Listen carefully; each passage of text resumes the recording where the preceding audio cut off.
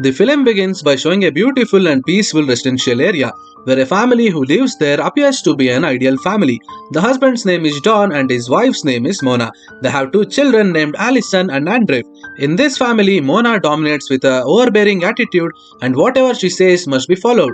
Their husband and wife relationship is very rigid and everything must be programmed according to Mona's will. In fact, Mona has an excessive insecurity about her children where she requires them to always be winners in everything, even if it must be achieved in a bad way. Don is actually quite depressed and not happy with this situation, coupled with Mona, who often refuses to make out with him. This is because Mona is someone with high aspirations, and she's also someone who schedules everything, including the time available for her to make out with Don. Don chooses to be patient and accept the circumstances of his life on the pretext of keeping the peace in his family. When it comes to their professional lives, Don works as a manager in a fairly large furniture store. This shop was built with funds provided by Mona's parents, which means that Mona is technically the owner of the store. One day, the store holds a recruitment for new employees, and a woman named Dusty shows up for an interview at Don's shop. Don appears to have been attracted to Dusty from the moment they first met. Plus, Don's employee and neighbor named Les expresses his joy by simply telling Don to accept the woman's application. He also explains that they need something to look at to take their minds off their tested marriage. Meanwhile, there is a man appears to have just finished killing someone. He then watches the TV commercial for Don's furniture shop, which is currently hiring. It turns out that this man and his gang have begun to follow Don and his wife's whereabouts and activities. Don, on the other hand, continues to spend boring days with his wife, and one of the gang members have been following him around to find out where he lives, until one day he finally manages to get away from it all by having an affair with Dusty. It is at this point which their relationship begins to deepen and become more intimate. Don and Mona's relationship becomes even less interesting as a result of this. Everything goes smoothly for Don at first, and he is able to keep his affair hidden from Mona, until one day when Don's family is holding a party, Dusty tells a really bad news for Don that she is expecting his child. As a result, Don is completely shocked. Dusty also refuses to abort the pregnancy because she really wants to have children. She keeps urging Don to take responsibility for their wrongdoing. Don then goes to meet Les and asks him for some advice about Dusty's pregnancy. As most people would, Les suggests Don that he give Dusty some money in exchange for her silence and for her to leave Don's life. Les believes that women such as Dusty are the types of gold diggers who basically blackmail well-established men like Don. And what Les said is actually true, because it turns out that Dusty is a lover of a gangster named Murphy, the man we saw earlier. In other words, Murphy assigns Dusty the task of luring well-to-do men so that they can take some of their wealth. However, this time it seems that Dusty really likes her target. Long story short, Don follows Les' advice and he then gives Dusty $30,000. Don asks her to put an end to their relationship and not to see him again in the future. But Dusty refuses because she feels like she is being treated like a whore. At this point, Don is really worried that his mistake would destroy his household, the loss of his children, and of course Mona would act out of control. Worse said, the extortion does not stop there because $30,000 is not enough money for Murphy. He orders Dusty to ask Don for more money, and this time he asks for a larger sum of $25,000. The only problem is that Don has absolutely no money left and is baffled as to what he should do about Dusty, who continues to blackmail him. Since he has no other choice, Don finally decides to take the risk of being honest with his wife and tell Mona everything he has done. Surprisingly, Mona looks a bit calm and responds in a way that Mike does not anticipate. Instead, he asks whether Don still loves her, to which Don responds that he loves her and their children very much and would do anything to correct his mistake. Well, it won't be that simple, as Don will still have to deal with his wife's rage. This is the point at which Mona begins to reveal the darker side of herself by ordering Don to kill Dusty in order for her to stop extorting Don's money.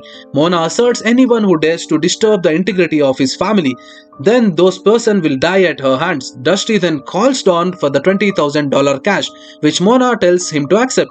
At this point, Mona gives two choices: either divorce, which means Don will lose his wife and children, or the second choice is to follow Mona's instructions to kill Dusty. He is now thinking how he could possibly have the heart to kill someone, but on the other hand, he is also afraid of losing the family he loved.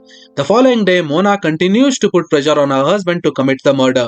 before Dusty will come to the office at night to collect the money. Plus, she's even prepared a high-dose drug that will be used to finish off Dusty. Mona is also angry to see Don is afraid and convince him to fight the people who are trying to destroy their family. Don, who has no other option, is forced to follow Mona's plans, and he begins to think of a way to start the action.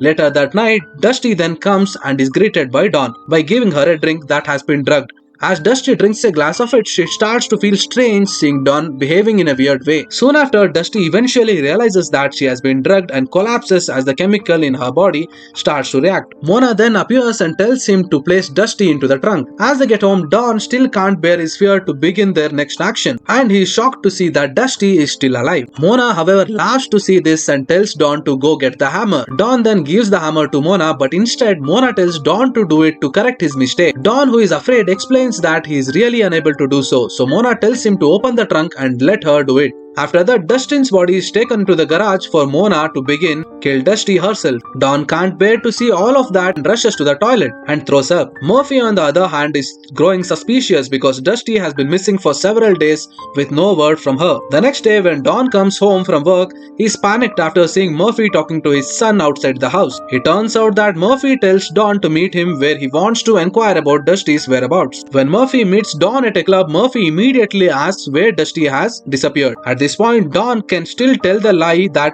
he gave Dusty the money and that he has no idea where Dusty has disappeared to. Since Dusty has not bought the money, Murphy pushes Dawn to give him $20,000 by tomorrow, or else he will do bad things to his wife and children. Later that day, Mona tells Dawn that they must dig Dusty up again and go to the house of Dusty and the gangsters. At this time, Mona has a plan to deal with the gangsters. During the night, Dawn and Murphy will meet again in a club. As she arrives in front of the house, Mona proceeds to break into the gangsters' house, and no one is there since they are already in the club. Mona then places something in the refrigerator which turns out to be Dusty's body parts, including the part of her head that she has been beheaded some time ago. Not long after, one of the gangsters came with a woman, and Mona quickly kills them with a kitchen knife she took from her house. Once Mona has left the house, the guy who is still alive calls Murphy and tells him about what happened at their house. Mona, on the other hand, takes the undercover phone and calls the police to report the disturbance coming from Murphy's house. As soon as Murphy hears this, he rushes to the house where he is shocked to see all the chaos that had been done by Mona in his house. He also discards the remains of Dusty's body which Mona has placed in the refrigerator. It is at this moment that Murphy finally realizes that he has been trapped by Mona, with all the evidence of murder that points to him. At the same time, the police arrive and his man is shot to death by them. But Murphy manages to sneak away to beneath the house through a secret door. One night, Don, who is curious about all his wife's doing, tries to ask Mona about her past. He thinks that Mona may have experienced traumatic or tragedy events as a child that has influenced her current behavior. With Dawn's question, Mona's reaction takes an unexpected turn and becomes very emotional. Mona says that her parents are perfect and have never hurt her. She then swears that if Dawn dares to ask that question again, she will murder and mutilate him just as she did to Dusty. After all of that incident, Dawn is now forced to live a life full of paranoia and worry about hearing the threats from Mona earlier. Mona's madness is also getting worse, where she is planning to get rid of Les' son, who has a large physique and often beats her son in all games. The following day, the police came to Don's house and informs him of the death of his employee named Dusty. The police also says that they managed to catch the culprit, but one of them is still missing. Now a neighbor's dog suddenly enters the garage and causing Mona to become irritated. Mona gives them such a warning of what she will do if she catches the dog on her property again. The next day, Dawn discovers that the neighbor's dog has been killed and placed in the refrigerator. Next day, the moment Allison notices that her brother is having difficulty, she quickly grabs the stick and smashes the unicorn until it is crushed. We can see that Allison is Mona's favorite child. Seeing this, Don becomes sad, and he believes that in the future his daughter Allison will become more and more like Mona. Finally, he decides that it is time to end all of the madness from his wife. He then shut off the electricity in his home garage lamp to create an electrical short that would result in a spark. After doing some tests, he opens the gas cylinder valve to let the gas escape and fill the garage. He then asks his wife to go to the fridge at garage and get him some beef, while Don will check on the grill. As Mona is making her way to the garage, Don quickly gets out of there and walks away as if nothing is going on. Meanwhile, Mona is in the garage, and when she opens the lamp, an electric spark appears. As a result of the spark, the garage, which had been filled with gas, explodes, killing Mona. After it is all over, Don is now living in a new house while enjoying the treasure left to him by his wife. He and his children are now living happily without any rules from his wife, including the fear of being killed by her. But the movie isn't over yet, because the police haven't found Murphy, the person who ran away from the house earlier. We can see that Murphy is following Don's car from behind, and the movie ends here. Hey friends, thanks for watching. Please do subscribe and like the video. This will motivate me to create more videos like this. Please share, like and subscribe. See you next time. Until then, take care.